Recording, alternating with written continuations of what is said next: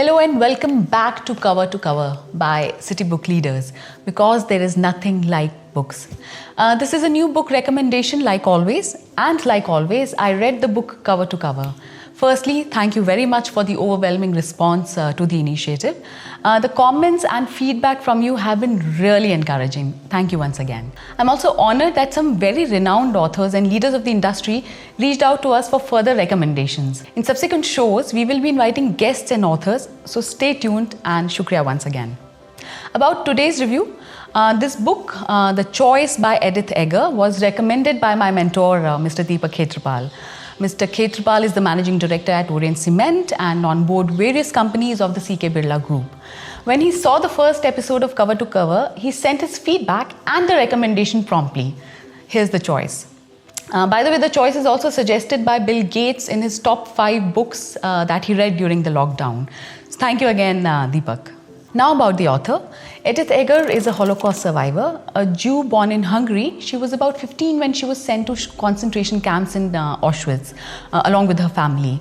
While her sister and she survived, her parents perished. After the war was over, she was pulled out from under a pile of bodies.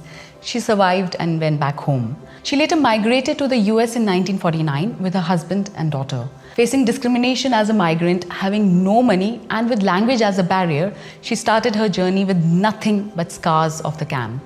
She later went on to become a very eminent psychologist and continued her practice there.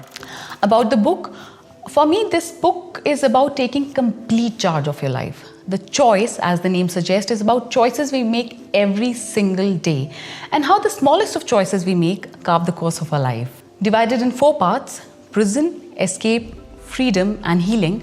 The first part of the book is mostly about Edith's own journey, and the second half is about people she went on to heal through therapy. The Choice is an intense read, I must say. It's also a peek into a young, beautiful mind that wanted to survive. A mind that was able to survive through hope, resilience and grit. The Choice takes us through Edith's life from when she was a child and sent to Auschwitz, everything she endured there, from watching her mother get consumed in the gas chamber, or going through the death lines, or moving on and dealing with her demons and scars that this trauma left on her. There is also a mention of Man's Search for Meaning by Viktor Frankl in this book, one of the most recommended books of all times.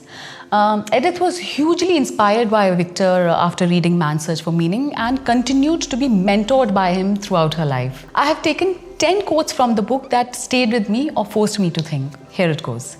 1. When we force our truths and stories into hiding, secrets become their own trauma, their own prison. Simply put, there is so much inside us that we keep protecting and hiding that the burden of that truth weighs us down more than the truth itself. Lesson there: go unburden yourself, speak it out, nobody is really judging you. 2. There is a difference between victimization and victimhood.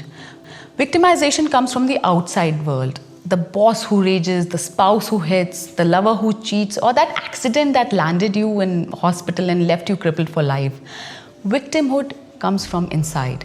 Lessons for me here: no one can make you a victim but you. Throughout the book, Edith continues to put the onus of how we think, how we act, the responsibility of our life back in our hands. We can act like victims or heroes.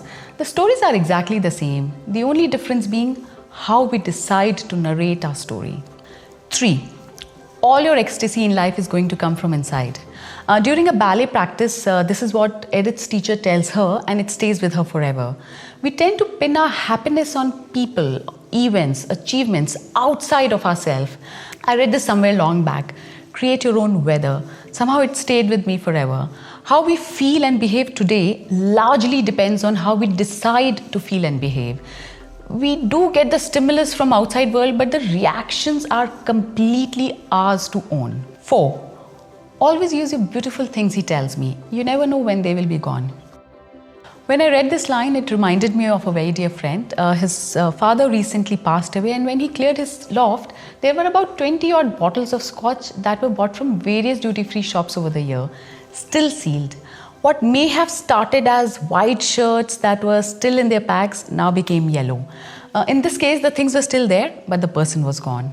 Lesson for me: please enjoy your treasures today and now with someone you love or just yourself? 5. By the time I would finish school, I will be 50. He smiled. You're going to be 50 anyhow. This is when Edith is contemplating going to college to study psychology at 50. The line hit me so hard when I read it. It made me think and smile at the same time. What is it that stops us from doing anything? Jo hoga, wo to hoga hi. It'll happen anyhow. But imagine if you choose to get out of your comfort. To kya hoga? I just loved it. 6. If I survive today, tomorrow I will be free. Edith uses this phrase continuously in the book from the time at the concentration camp, choosing to give herself hope for one more day. I use this mantra personally all the time, one step at a time. Don't get overwhelmed by the size or difficulty of the problem, just in one step at a time. You will be surprised how, once you start walking, even one step at a time, you will reach somewhere. 2, you don't know what will unfold at step 43 or step 74. Just trust and go on, one step at a time. 7, what's the worst that can happen? Can you survive it? I love this line and I really do not think this needs an explanation. What a great question to ask. What's the worst that can happen? It is just so simple. 8, our future it doesn't exist. Our future is the sum of an equation which is part intention, part circumstance. Our intentions could shift or split. We get so consumed by the thoughts of what doesn't exist, that is our future, that we forget the other half is completely in our hands, our choices and our actions today. And by the way, we don't know how we will feel tomorrow. We may change our actions anyway. Every time I thought I'm making a so-called permanent decision in my life, marriage, changing cities, buying houses, it turned out they were not that permanent after all. Our intentions could shift or split. 9. When we seek revenge, even non-violent, we are revolving, not evolving. When I was going through my divorce, my friends and family were of course bitter against my ex-husband. I was often told by lawyers that I'm being stupid for not asking for money or getting back at him. In my mind, it was a closed phase and I wanted to move ahead. Putting him through pain would have meant putting myself through even more pain. 10, and finally, I invite you to make the choice to be free. I just had to summarize the book with this most powerful line. Edith uses the statement early on in the book. For me, this was like the crux. Throughout our life, we have choices we make, irrespective of our circumstances, to live free, to live in the moment, and to live happily. As Professor Dumbledore says to Harry Potter, it is our choices, Harry, that show us what we truly are, far more than our abilities. It is very difficult to pack what one likes in a book in a small review.